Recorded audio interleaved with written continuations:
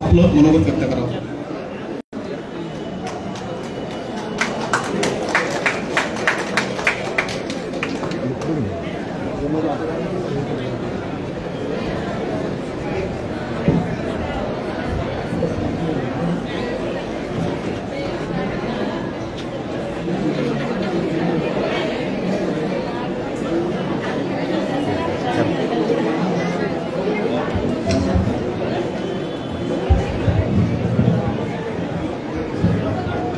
भारत माता की जय भवानी वंदे। आज आपल्या सरसेनापती उमाबाई दाभाडे सेवा प्रतिष्ठानच्या माध्यमातून तळेगाव शहरातील सर्व गुरुजनांचा या ठिकाणी आमच्या प्रतिष्ठानच्या माध्यमातून सन्मान करण्याचा प्रयत्न आम्ही सर्वजण करत आहोत। आपण सर्व गुरुजन आमच्या विनंतीला मान देऊन या ठिकाणी सर्वजण उपस्थित राहिल्याबद्दल सर्वप्रथम प्रतिष्ठानच्या वतीने आपले या ठिकाणी आभार व्यक्त करतो। आजच्या या कार्यक्रमाला प्रमुख पाहुणे म्हणून उपस्थित असलेले माझे गुरुवर्य हरिभक्त परायण महाराष्ट्र विधान परिषदेचे आमदार तर्पण या संस्थेचे संस्थापक आदरणीय श्रीकांतजी भारतीय, आपल्या सर्वांच्या ज्येष्ठ मार्गदर्शिका तळेगाव शहराच्या माजी नगराध्यक्षा अंजलीराजे दाभाडे, वृषालीराजे दाभाडे, माझे चुलते तळेगाव नगर परिषदेचे माजी नगराध्यक्ष रवींद्र नाना दाभाडे, तळेगाव दाभाडे नगर परिषदेचे माजी उपनगराध्यक्ष भारतीय जनता पक्षाचे ज्येष्ठ नेते गिरीश दादा खेर, तळेगाव दाभाडे नगर परिषदेचे माजी नगराध्यक्ष आमचे ज्येष्ठ बंधू सुरेशजी धोत्रे, तळेगाव शहर भारतीय जनता पक्षाचे शहराचे अध्यक्ष चिरागजी खांडगे, सचिनजी टकले, उपस्थित शोभाताई बेगडे, सचिनजी टकले, रवींद्रजी माने, अण्णासाहेबजी दाभाडे, सुरेशरावजी झेंड, उपस्थित सर्व मंचावरील मान्यवर पत्रकार बंधू आणि भगिनींनो, गेल्या 10 दिवसापूर्वी खरं तर 5 तारखेला शिक्षक दिन आपण सर्वजण साजरा करत असतो, परंतु त्या दिवशी खूप कार्यक्रम असल्या कारणानं प्रतिष्ठानच्या माध्यमातून असं ठरलं की आपण 2-3 दिवस पुढे असा हा कार्यक्रम घेऊ। मागाशी माझ्या बाबतीत सांगण्यात आलं, निर्मलवारी असेल, भारतीय जनता पक्ष असेल, तळेगाव शहरामध्ये विविध क्षेत्रामध्ये काम करणं हे मी राष्ट्रीय स्वयंसेवक संघाकडून शिकलो। निर्मलवारी हा जो प्रकल्प आहे, या प्रकल्पाचं ज्यांच्या माध्यमातून हा प्रकल्प चालू झाला तेच या ठिकाणी आलेले आहेत, आमचे नेते, आमचे मार्गदर्शक, ज्यांच्या माध्यमातून खरं तर हा संधी निर्मलवारीची मला मिळाली असे श्रीकांतजी भारतीय, त्यांच्या 7 पिढ्या या वारकरी आहेत, त्यांच्या माध्यमातून खऱ्या अर्थानं निर्मलवारी हा प्रकल्प चालू झाला। 2 ठिकाणी आम्ही मगाशी सांगितल्याप्रमाणे तो प्रकल्प केला, परंतु शासनाच्या माध्यमातून पाठपुरावा करून त्या ठिकाणी निर्मलवारीचं हेड निर्माण करून त्या निर्मलवारीला शासनाची मदत व्हावी या दृष्टिकोनातून जे कोणी प्रयत्न केले असतील ते एकमेव श्रीकांतजी भारतीय आहेत। मुख्यमंत्र्यांच्या माध्यमातून जे जे समाजाला उपयोगी आहे, ज्या ज्या संस्था, ज्या जी व्यक्ती चांगलं काम करते, प्रत्येक व्यक्तीकडे, प्रत्येक समाजाच्या प्रत्येक संस्थेकडे श्रीकांत भाऊंचं इतकं बारीक लक्ष असतं आज एक उदाहरण देत असताना डबेवाले हे आपल्याला माहिती आहे, मुंबईमध्ये डबेवाले हे प्रत्येकाच्या कुटुंबातून आपले सगळे कामाला जातात, मग त्यांना डबे पोहोचवण्याचे जे काम असतं ते डबेवाले करत असतात. आतापर्यंतच्या इतिहासामध्ये डबेवाल्यांचा कुणीही विचार केला नव्हता. आज डबेवाल्यांची काय परिस्थिती आहे हे सगळं त्यांना माहिती आहे. त्यांच्यामध्ये जाऊन सगळं बघून त्यांच्या डबेवाल्यांचं व्यवस्थापन कसं असतं याचं एक मुंबईमध्ये मुख्यमंत्र्यांच्या मागे लागून त्याचं एक दालन त्या ठिकाणी त्यांनी आता मला वाटतं मागच्या महिन्यामध्ये ते दालन ओपनिंग केलं आणि आता ते एक पर्यटन स्थळ त्या ठिकाणी झालेलं आहे. आणि पुढच्या पिढीला त्या जे डबेवाले जे आहेत त्या डबेवाल्यांच्या पुढच्या पिढीला देखील त्याच पद्धतीने काम करायला मिळेल. त्यांच्या पुढच्या पिढीला तरुणांना त्यांनी सांगितलं की आपण बघतो की आपण आता घरी बसून काही ऑर्डर करतो, झोमॅटो असेल किंवा कुठल्या कुठल्या ज्या काय गोष्टी आहेत त्या ऑर्डर करतो. तर त्यांच्या पुढच्या पिढीला त्यांनी मार्गदर्शन केलंय की तुमचं हे व्यवस्थापन जे आहे जगामध्ये असं व्यवस्थापनच नाहीये. हे इंग्लंडचा राजा देखील ते बघायला आला होता आणि त्यांनी देखील त्याचं कौतुक केलेलं आहे. असं व्यवस्थापन प्रत्येक आता हजारो डबे येतात, तोच डबा परत त्याच व्यक्तीपर्यंत पोहोचवणं हे किती मोठं काम आहे. कधीही दुसऱ्याचा डबा तिसऱ्याला जात नाही, ज्याचा डबा त्यालाच मिळतो. एवढं मोठं व्यवस्थापन तुमचं आहे तर पुढच्या पिढीने ते जोपासलं पाहिजे.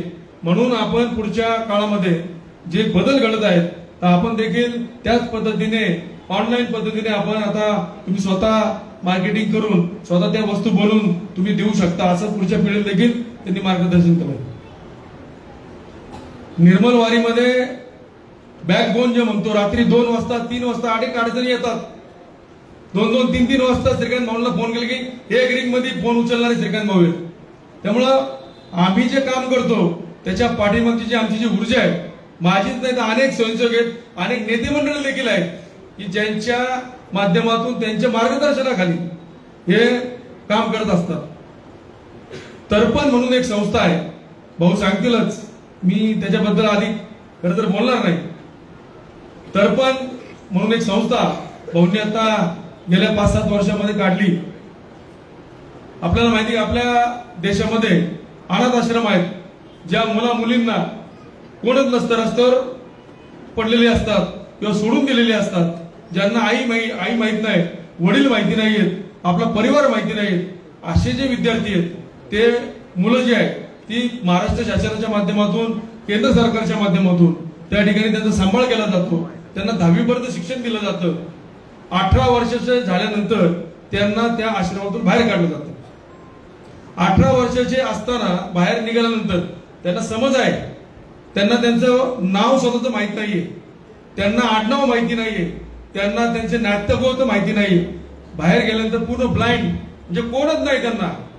असे जे विद्यार्थी आहेत हे आतापर्यंत काय काय वेगवेगळ्या व्यवसायामध्ये जात होते, वाईट व्यवसाय त्यांच्या माध्यमातून होत होता.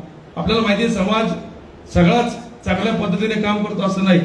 अनेक लोक जे आहेत ती वेगळ्या पद्धतीचे 2 नंबरचे धंदे करणारे लोक असतात. मग अशी लोक जर त्यांना मिळाली मग त्यांचा धंदा चालू होता.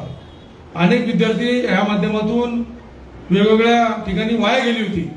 हे त्यांच्या लक्षात आल्यानंतर त्यांनी तर्पण ही संस्था स्थापन केली आणि त्या तर्पण संस्थेच्या माध्यमातून आजच्या परिस्थितीला कोण तहसीलदार झाले, कोण डॉक्टर झाले, कोणी IPS झाले, असे अनेक विद्यार्थी आज जवळपास 400 ते 500 विद्यार्थी आता स्वतःच्या पायावर उभे आहेत. त्यांचं लग्न देखील श्रीकांतजींनी लावून दिलंय, म्हणजे त्यांचा संसार देखील श्रीकांतजींनी केलाय. आता 1200 विद्यार्थी असे ते सांभाळतायत तुमच्या आमच्या सगळ्यांच्या मदतीने. इतकं मोठं काम या माणसाचं, म्हणजे मला सांगायला 1-1.5 तास लागेल. कधीतरी त्यांच्या विषयी मी बोलेल. आज थोडा वेळ कमी आहे, कार्यक्रमाला देखील उशीर झालेला आहे.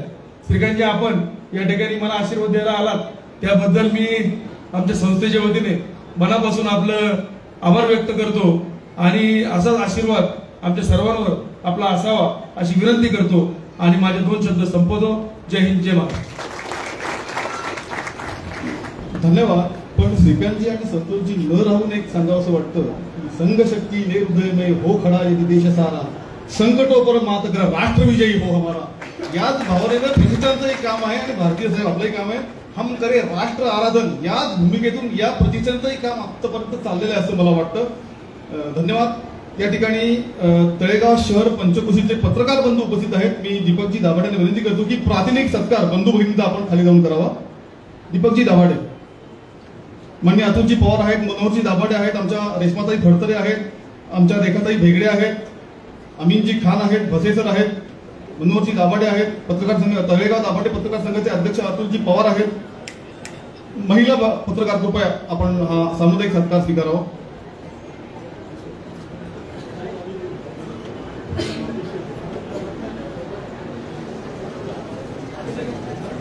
त्यानंतर श्रीमंत सरदार वृषालीताई दाभाडे आपलं मनोगत या ठिकाणी व्यक्त करतात.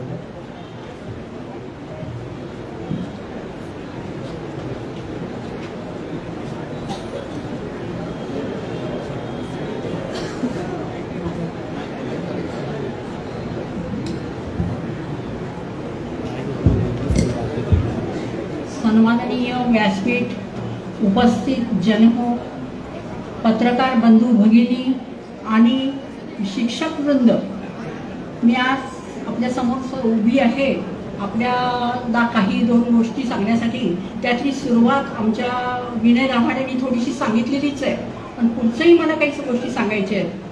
खंडेराव दाभाडे यांनी 1717 मध्ये 5 लाख रुपये ह्या शिक्षणाच्या प्रचारासाठी देत होते. ते आज त्यांची आठवण ठेवून पेशवे नानासाहेब पेशव्यांची जेव्हा पुण्यतिथी करतात तेव्हा आठवणीनं त्यांचं स्मरण करतात. आणि बघा तुम्ही आपल्या इथं पुण्यामध्ये जी डेक्कन कॉलेज उभं आहे ती त्यावेळेची हिंदुस्थानातली 3 नंबरची सगळ्यात मोठी युनिव्हर्सिटी होती आणि ते ह्या खंडेराव दाभाडेने दिलेल्या दक्षिणेतूनच उभा राहिलेली आहे. आजही त्याचं नाव खूप सगळीकडे जगभर आहे. आपण 1884 साली ज्ञानप्रकाश नावाच्या एका पेपरनं छापलं होतं की या सेनापती दाभाडेंचा उपकार अखंड हिंदुस्थानवर आहे की त्यांनी शिक्षणासाठी कार्य केलेलं आहे. आणि हे आपण सर्व शिक्षकांना माहिती आहे का नाही मला माहिती नाही, म्हणून मी मुद्दामच सांगायला उभं राहिले इथं.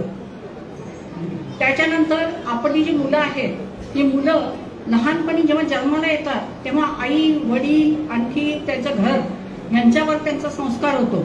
तसंच त्याच्यानंतर त्यांचा जास्तीत जास्त वेळ हा शाळा कॉलेज शिक्षण संस्था याच्यामध्ये जातो. आणि ह्या शिक्षण संस्था त्याच्यामुळं हे सुद्धा त्यांची गुरुजन हे आई वडिलांसारखेच आहेत. आपल्या इथं मला फार आनंद वाटला की वैभव काकडे नावाच्या 17 वर्षाच्या मुलानं 2 PhD घेतल्या आणि वय वर्ष किती तर 17. आज त्या मुलाचंही मला फार कौतुक वाटतं. आज हे सगळ्या जेवढे इथे लोक आलेले आहेत त्यांचंही मला फार शिक्षकांचं कौतुक वाटतं की ते खूप लांबून वगैरे असे आलेले आहेत शाळा हे करून. पण त्यांना ही गोष्ट माहिती पाहिजे की पुण्याला जे ऑक्सफर्ड ऑफ ईस्ट किंवा विद्येचं माहेरघर म्हणतात, मी नाही म्हणत, मी तळेगाव दाभाडेला म्हणते विद्येचं माहेरघर आहे. कारण खंडेराव दाभाडेंनी 1717 मध्ये हे चालू केलं आणि त्याच्यानंतर बऱ्याच राजघराण्यांनी हे चालू केलं. आज मला फार आनंद वाटला असता.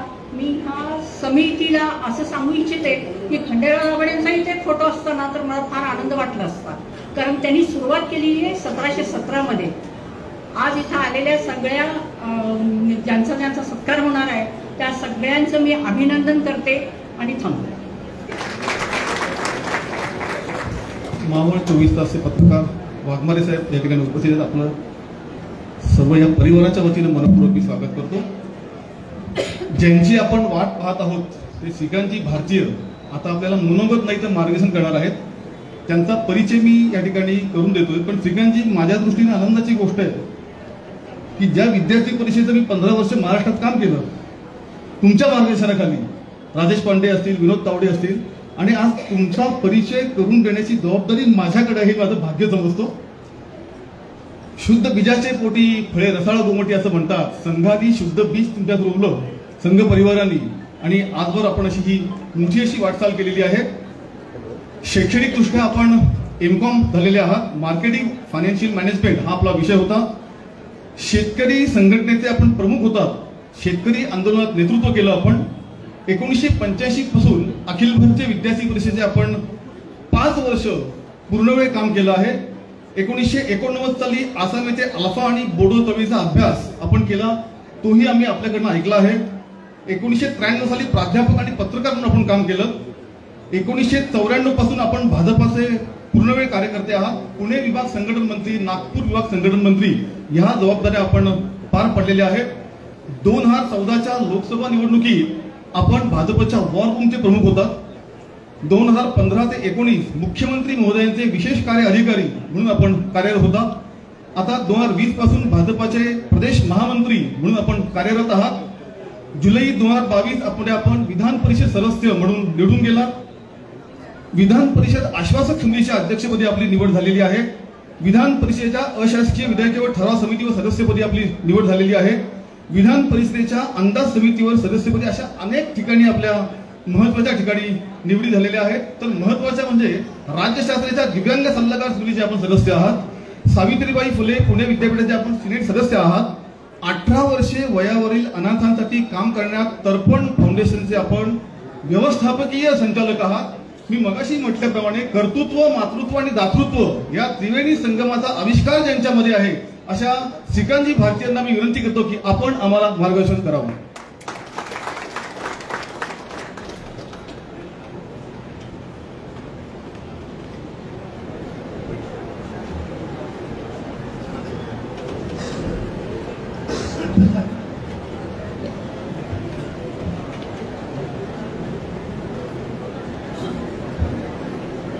सरसेनापती उमाबाई दाभाडे सेवा प्रतिष्ठानतर्फे आयोजित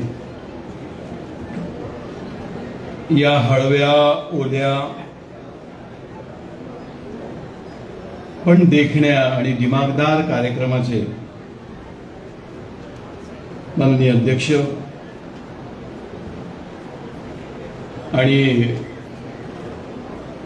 या कार्यक्रमाला एका अर्थाने ज्यांनी उपस्थिती देऊन या कार्यक्रमाला एक आशीर्वाद दिला असे श्रीमंत अंजली राजे दाभाडे, वृषाली राजे दाभाडे, मान्य सुरेशजी, मान्य चिरागजी, मान्य रवींद्रजी, मान्य गिरीजी खेर, शोभाताई बेगडे, सुरेशजी दाभाडे, सचिनजी टकले, अण्णासाहेब दाभाडे, सुरेशराव जैन आणि ज्याच्या धाका पोटी मी इथे आलो, संतोष आज मी खरं बोलूनच टाकणार आहे. या कार्यक्रमाचं निमंत्रण जेव्हा संतोषनी मला सांगितलं तेव्हा मी माझ्या घराच्या हॉलमध्ये बसलो होतो. माझी लेक, माझी मुलगी ऊर्जा माझ्या बाजूला उभी होती आणि तिची मैत्रीण होती. त्या दोघींशी मी, ती मॅनेजमेंटची स्टुडंट असल्यामुळे टाइम मॅनेजमेंट, इमोशनल मॅनेजमेंट असं तिला सांगत होतो. तेवढ्याच संतोषचा मला फोन आला. स्पीकर ऑन केला. संतोषने त्याच्या स्टाईलनी निमंत्रण दिलं. भाऊ म्हणले या तारखेला कार्यक्रम आहे, यायचं आहे. आम्ही म्हणलो हो येतोय.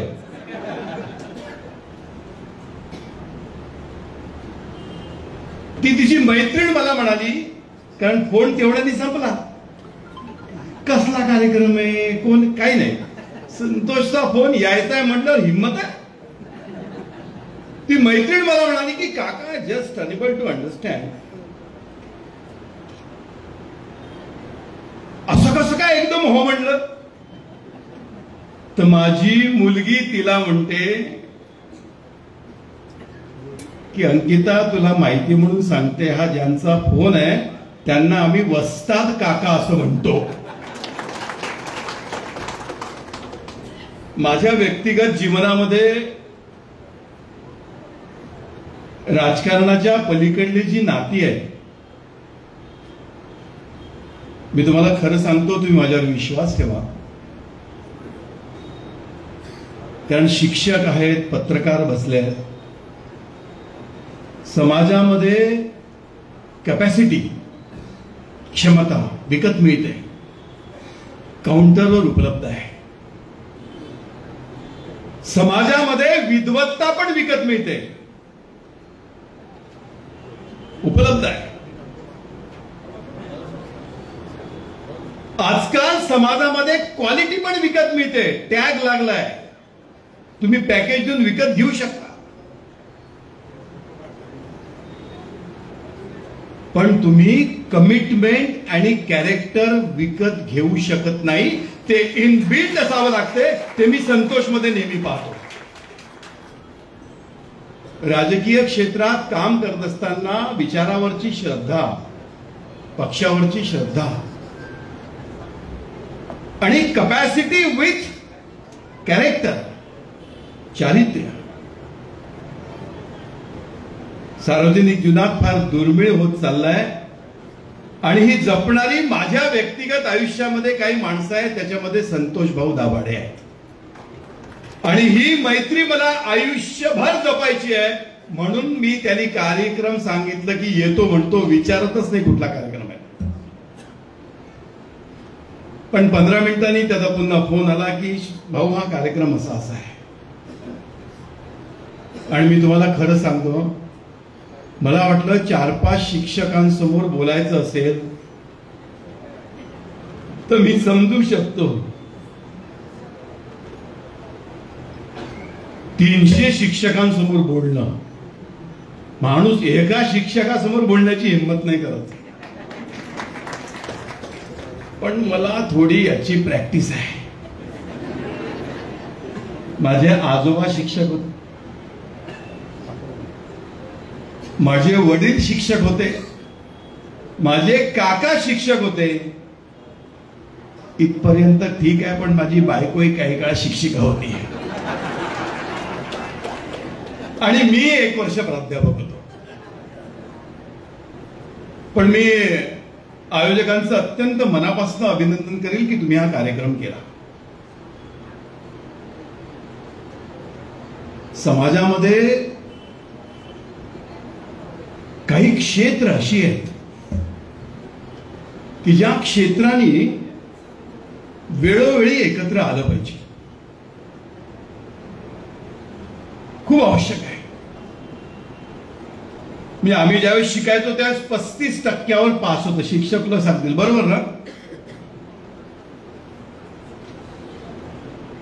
मला त्यावेळेस फार कळायचं नाही. पण मला थोडं मोठं झाल्यावर कळलं की म्हणजे 65% अज्ञानाची पहिलेच गॅरंटी घेऊन घेतलेली आहे. बरोबर ना. म्हणजे 65% अज्ञानाची गॅरंटी घेतलेला विद्यार्थी पहिल्या वर्गात, दुसऱ्या वर्गात, दुसऱ्या वर्गात, तिसऱ्या वर्गात, तरी निकाल 100% नव्हता.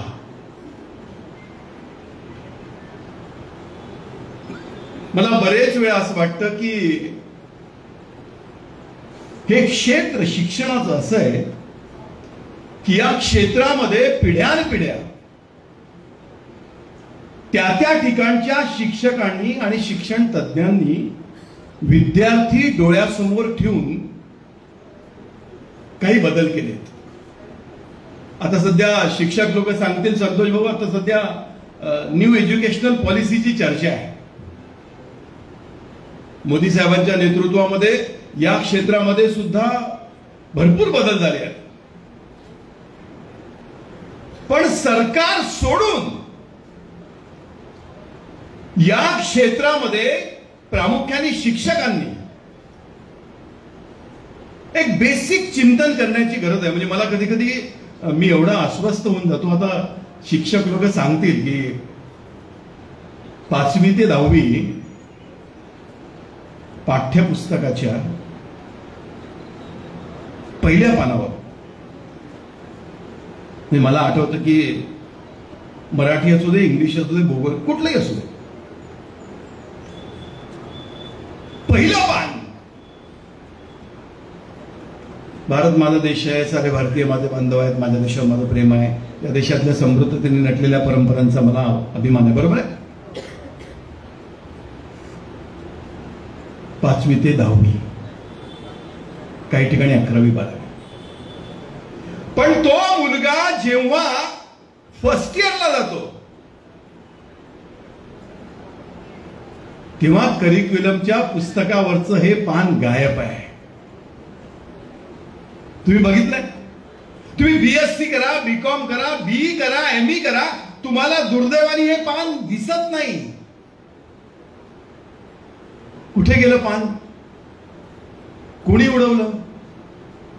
म्हणजे लहानपणी मुलगा जेव्हा मराठी शिकायचा त्याला कमीत कमी आपण हे सांगायचो, बाबा तुला मराठी शिकायचं आहे ना, या वहीच्या पहिल्या पानासाठी. तुला केमिस्ट्री शिकायचं आहे ना, तुला या पाठ्यपुस्तकाच्या पहिल्या पानासाठी. कशासाठी शिकायचं आहे? भारत माझा देश आहे, सारे भारतीय माझे बांधव आहे, माझ्या देशावर माझं प्रेम आहे, यासाठी केमिस्ट्री, यासाठी फिजिक्स.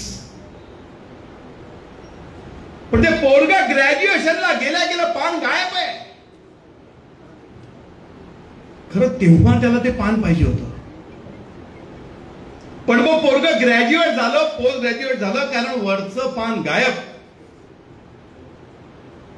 आणि मग तो आपल्या जीवनात आला की I am a king, my wife is queen, my son is prince, my house is kingdom, जन्म में जाय भारत.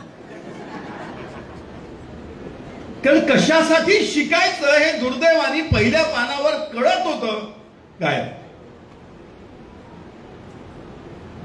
आणि मग मला हळूहळू असं वाटायला लागलं की या शिक्षण क्षेत्रामध्ये, आता माझ्यासोबत विधान परिषदेमध्ये काही शिक्षकांचे आमदार आहेत, चांगलं काम करतात, लढतात शिक्षकांच्या मुद्द्यांसाठी. मी सभागृहामध्ये पाहतो, इफिशियंट आहेत. मी गमतीने कधी कधी म्हटलोय की शिक्षकांसाठी भांडता केव्हा तरी शिक्षणासाठी भांडा. पण जोपर्यंत हिंदुस्थानातल्या समाज रचनेतला शिक्षक हा शिक्षणासाठी काही करत नाही ना, तोपर्यंत तुम्ही कितीही पॉलिसी काही होणारच नाही, शक्यच नाही. मला म्हणजे मनातला एक मुद्दा खूप सगळ्या शिक्षकांना शेअर करायचा आहे, कारण मी एका शिक्षकाचा मुलगा असल्यामुळे तुमच्यामध्ये माझा वडील बघतोय.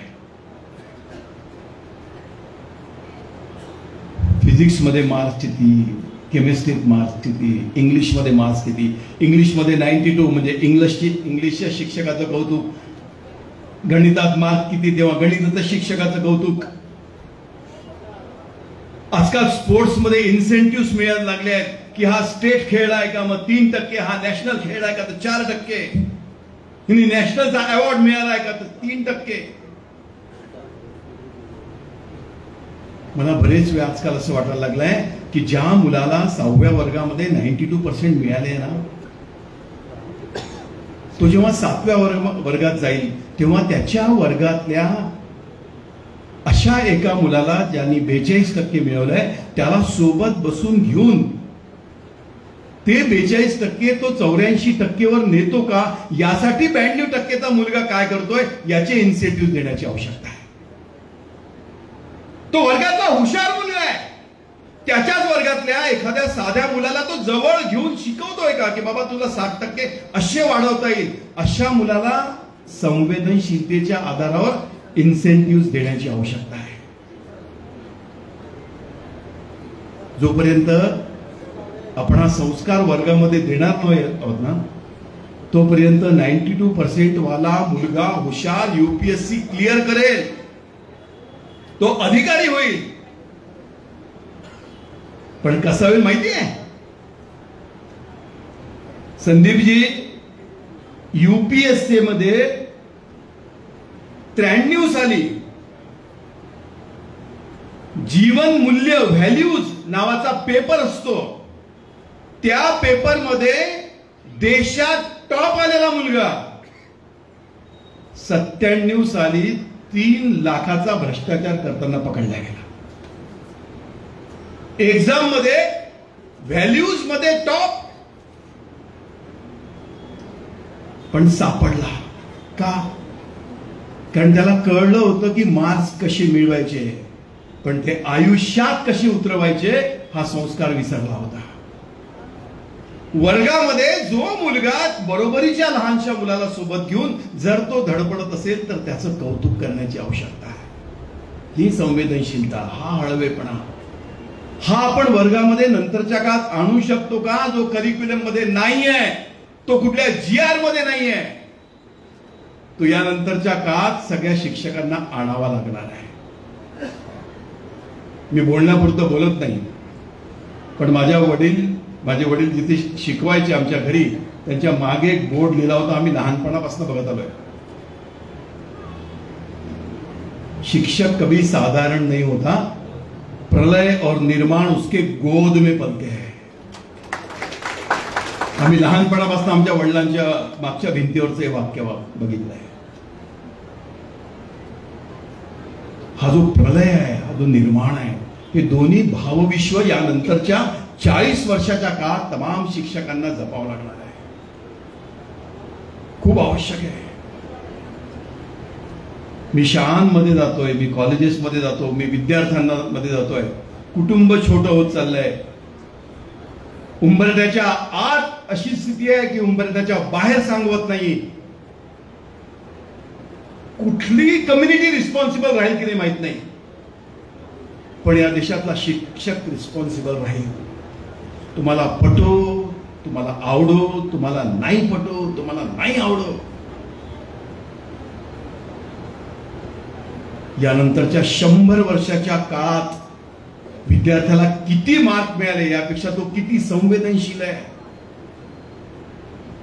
त्याला किती गुण मिळाले याच्यापेक्षा त्याचं रडणं शिल्लक आहे की नाही.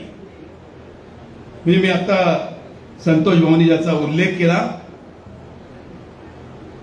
मी तुम्हा सगळ्या शिक्षकांना विनंती करणार आहे की केव्हा तरी माझ्या तर्पण फाउंडेशनची वेबसाईट बघा. मी त्यात फार बोलणार नाही, पण मी आज इथे येण्याच्या अगोदर मावळात दिवसभर फिरतोय. कशासाठी माहिती आहे? माझ्या जेवढ्या बहिणी इथे आहेत त्यांना मी आवर्जून सांगणार आहे, इथे जेवढ्या बहिणी माझ्या बसल्या आहेत त्या सगळ्यांना माहेर आहे ना. जेवढे माझे भाऊ बसले आहेत त्यांच्या ज्या वहिन्या आहेत त्यांना माहेर आहे. माझी मुलगी लग्न होऊन बोरिवलीला गेली, तिला मलबारीला माहेर आहे. एक आश्वस्त उंबरठा आहे तिच्या आयुष्यातला, तो उंबरठा आहे तिचा आहे. जरी लग्न होऊन गेली तरी तिला माहेर नावाचं भावविश्व आहे, कुठेही व्यक्त होऊ शकते. पण मी अनाथांमध्ये काम करतो. माझी बालगृहातनं बाहेर पडलेली अनाथ मुलगी जेव्हा लग्न होऊन जाते तिला माहेरच नाही आहे. ज्या लेकींना माहेर आहे त्यांनाही त्रास आहे ना. तुम्ही कल्पना करा, ज्या लेकीला माहेरच नाहीये काय असेल. अशा महाराष्ट्रामध्ये 1800 माहेरवाशिणींमध्ये आम्ही काम करतो आहे. आणि आता 1 वर्षापूर्वी या माझ्या तमाम लेकींना मी सांगितलंय की बालगृहातनं बाहेर पडलेली अनाथ मुलगी मला एक वेळेस वर्धेला ज्यावेळेस म्हणली की बाबा मी जिथे लग्न होऊन गेले ना मला त्रास नाही, मी भाग्यवान अनाथ लग्न होऊन झालेली मुलगी आहे, पण माझी सासू माहेरी जाते. मला 3 जावा आहेत, तिन्ही जावा माहेरी जातात. मला 2 नंदा आहेत त्या माहेरी येतात, पण बाबा मी घरीच आहे. मी त्या दिवशी वर्धेत तिला सांगितलं 1 वर्षाच्या आत बालगृहातनं बाहेर पडलेल्या लग्न झालेल्या अनाथ मुलींसाठी मी माहेर वाशिण सदन उभं करतोय आणि ते मावळात उभं करतोय की माझ्या लग्न झालेल्या अनाथ मुलींनी सुद्धा तिच्या नवऱ्याला ठासून सांगावं की थांबा 2 मिनिटं, 4 दिवस माहेरी चालली आहे. पण हे जाणणं समजणं हे तेव्हा शक्य होतं जेव्हा माणूस हळवा असतो, ओला असतो, संवेदनशील असतो. यानंतरच्या काळामध्ये जर पिढ्यानपिढ्या हे बी इथे जे रुजलं होतं संवेदनशीलतेचं, शिक्षकांनी रुजवलं होतं, ते यानंतरच्या 200 वर्षाच्या पुढच्या कालावधीमध्ये शिक्षकांना गुणवत्तेचं नाही रुजवता आलं तरी चालेल, प्रतिभेचं नाही भिजवता आलं तरी चालेल, क्षमतांचं नाही भिजवता आलं तरी चालेल, पण हळवं ओलं संवेदनशील बी विद्यार्थ्यांमध्ये जर रुजवायचं असेल तर ते ना करिक्युलम न रुजवला जाईल, ना सरकारच्या माध्यमातून रुजवला जाईल, ते फक्त शिक्षकाच्या माध्यमातूनच रुजवल्या जाईल. आणि हा सत्कार ज्या संस्थेने केलाय त्या संस्थेचा तो DNA आहे, त्या संस्थेचा तो संस्कार आहे. मला संतोष भाऊ परवा सांगत होते की काय संस्था काम करते, ही स्वतःच्या जगण्याच्या पलीकडे विचार करण्याची क्षमता असलेल्या तरुणांची फौज आहे. आणि म्हणून तुमचा सत्कार करणारे सुद्धा तसेच, आणि मला पूर्ण खात्री आहे ज्यांचा सत्कार होतोय ते सुद्धा शिक्षक तसेच, कारण तुम्ही मावळातले शिक्षक आहात. माझ्यासोबत आज माझे मित्र मुंबईवरून आले, ते मूळ विदर्भातले आहेत, प्राचार्य होते, प्राचार्य महेश बक्षी आमच्यासोबत अत्यंत प्रचंड मोठी तगडी नोकरी सोडून आमच्या तर्पण फाउंडेशन मध्ये जॉईन झाले आहेत. मी त्यांना सांगितलं या भागात मावळ नावाचं गाव नाही, बरोबर ना, पण छत्रपतींचे मावळे हा शब्द कुठनं आला असेल तो या मातीतून आलेला आहे. म्हणून या मातीतला हा शिक्षक माझ्या समोर उभा आहे. मी या सगळ्या शिक्षक वृंदांना अत्यंत मनापासून वंदन करतो, तुम्हा सगळ्यांना अभिवादन करतो, प्रभूचरणी प्रार्थना करतो की तुम्ही आमच्यासारख्या अशा काम करणाऱ्या कार्यकर्त्यांना आशीर्वाद द्यावे. तुमच्या आशीर्वादाची आवश्यकता आहे, कारण तुम्ही तुमच्या आशीर्वादाची ताकद वाढवली तर आणि तरच संतोष भाऊंच्या आयुष्यात येणाऱ्या सर्व आव्हानांना समर्थपणे सामोरे जाण्याची सामर्थ्यवान शक्ती संतोष भाऊंमध्ये येईल. आणि तुम्ही प्रास्ताविकामध्ये आणि अगोदर त्याचा उल्लेख केला, तमाम गुरुजनांच्या साक्षीने मी सांगतो, संतोष भाऊंच्या राजकारणाच्या पुढच्या यशस्वीतेच्या टप्प्याची तुम्ही चिंताच करू नका. फक्त तुमची आशीर्वादाची ताकद तुम्ही त्यांच्या पाठीशी उभी करा असं तुम्हा सगळ्यांना आवाहन करतो. या हळव्या ओल्या देखण्या आणि दिमागदार कार्यक्रमासाठी मला बोलावलं आणि इतकी मोठी शिक्षकांची फौज तुम्ही सुद्धा माझं शांतपणे ऐकून घेतलं. मी तुमचा विनम्र अभिवादन आहे. खूप खूप धन्यवाद.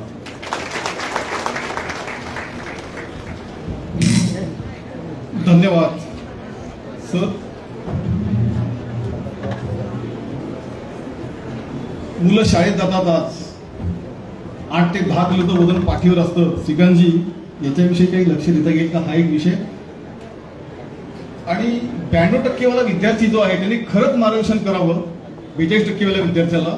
ही जबाबदारी शिक्षकाची असेल. शिक्षक हे आम्हाला गुरुस्थानी आहेत, पण आम्ही आदरपूर्वक आपल्याला सांगू इच्छितो की श्रीकांतजींनी जे सांगितलं की शिक्षकांची पण जबाबदारी आहे. शिक्षण घेताना संस्कारही आवश्यक आहे.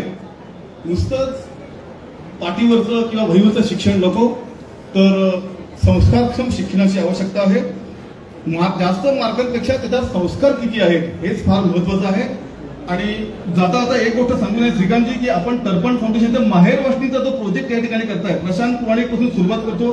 जे असेल ते सहकार्य मी माझ्यापासून सुरुवात करतो, मी करणार. आपणही सगळ्यांनी जे असेल ते सहकार्य या संस्थेला करावं असं मला वाटतं. आणि श्रीकांतजी तुम्ही काय किंवा संतोषजी काय, ही कामं करणारी माणसं किंवा आपण सगळे पत्रकार बसले, सामाजिक कार्यकर्ते बसले, सगळ्यांकरता एकच की सावरकरांच्या म्हणण्याप्रमाणे उसळत्या रक्तात मा ज्वालामुखीचा दाह दे, उसळत्या रक्तात मा ज्वालामुखीचा दाह दे, वादळाची दे गती पण भान ध्येयाचे असू दे. असं उत्कट ध्येय समोर ठेवून संतोषजी असतील, प्रतिष्ठान असेल, श्रीकांतजी आपण असाल, व्यासपीठावरचे मान्यवर असाल, आपण सर्व हे प्रयत्न करतात. आपल्या सर्वांना मी मनपूर्वक शुभेच्छा देतो. खरं तर मला आपल्याला जास्त ऐकायचं होतं, परंतु वेळेअभावी शिक्षकही बराच वेळ ठरलेले आहेत. असं पण पुन्हा आपल्याला ऐकण्याची संधी मला मिळेल अशी अपेक्षा करतो. या ठिकाणी ज्येष्ठ संघ कार्यकर्ते संदीपजी शहा जाधव उपस्थित आहेत. मी मंगेशजी दाभाडे यांना अशी विनंती करतो की आपण त्यांना सन्मानित करावं. मंगेशजी दाभाडे, आपण संदीपजी जाधव यांना सन्मानित करावं. प्रशांत दाभाडे, प्रशांतजी.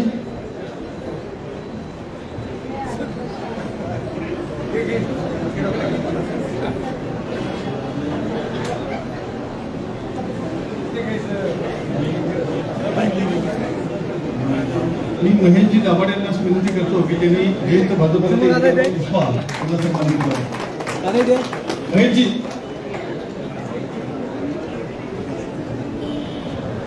महेशजी दाभाडे आपण पुन्हा इंग्रजीचा सन्मान करावा.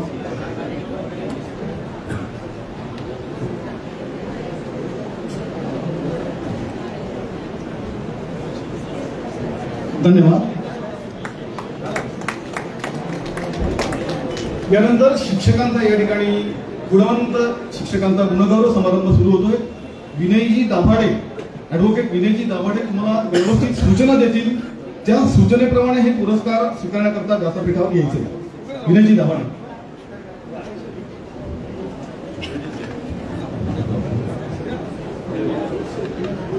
सर्व मान्यवरांना विनंती, आपण पुढे यायचं. संयोजकांना विनंती आहे की तिथं असलेल्या ट्रेमधल्या प्रत्येक पावलांच्या हातात एक ट्रॉफी द्या पटकन.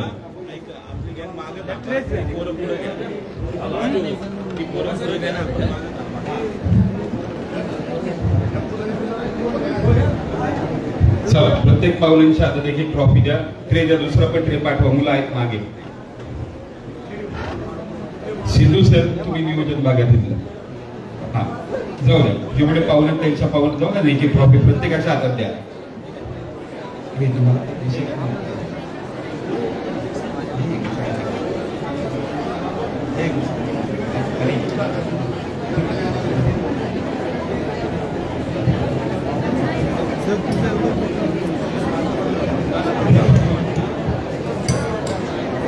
पहिला पुरस्कार जो आहे तो आमच्या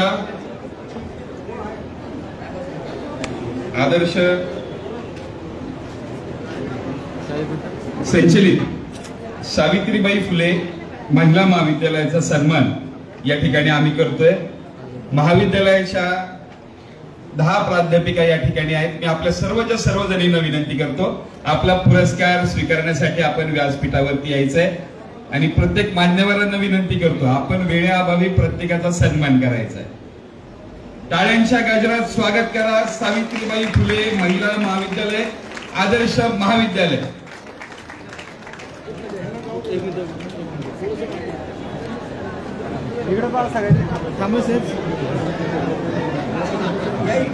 आपला पुरस्कार आपण घेतल्यानंतर आपण पुन्हा आपल्या जागी परत जायचंय, कारण पुढचे पुरस्कार आपण घेणार आहोत.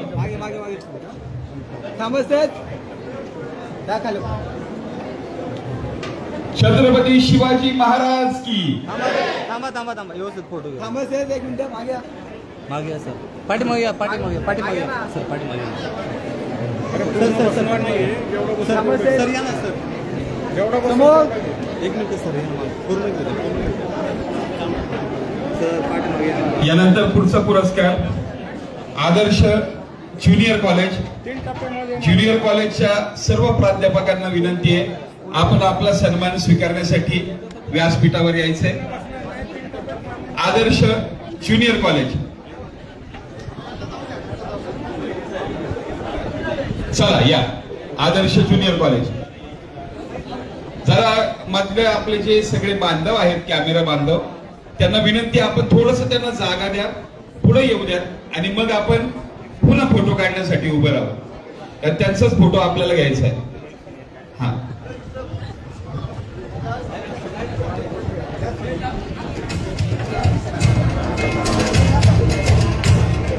आदर्श arts college and commerce junior college, आपला सन्मान करताना आम्हाला मनस्वी आनंद होत आहे.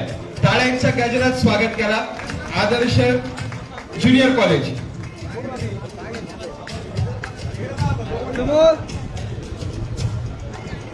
समोर बघायचे मागे ना.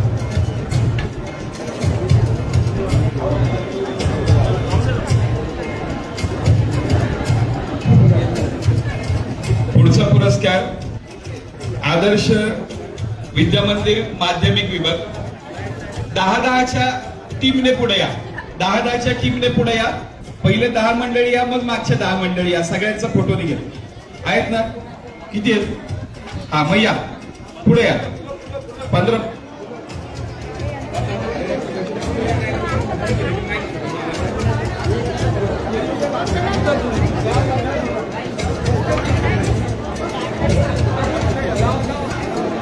आदर्श विद्या मंदिर माध्यमिक विभाग टाळ्यांचा गजर होऊ द्या या सर्व गुरुजनांसाठी.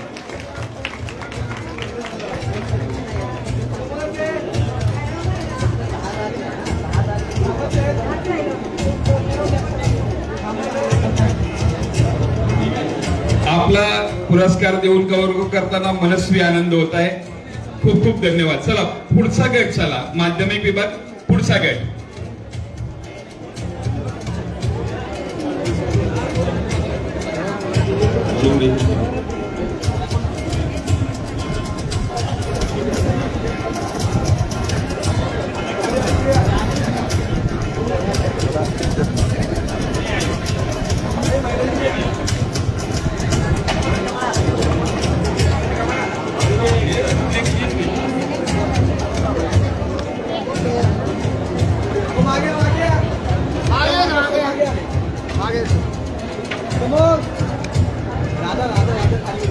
आपण आपला पुरस्कार स्वीकारल्यानंतर आपल्या जागी पुन्हा आसनस्थ व्हायचे.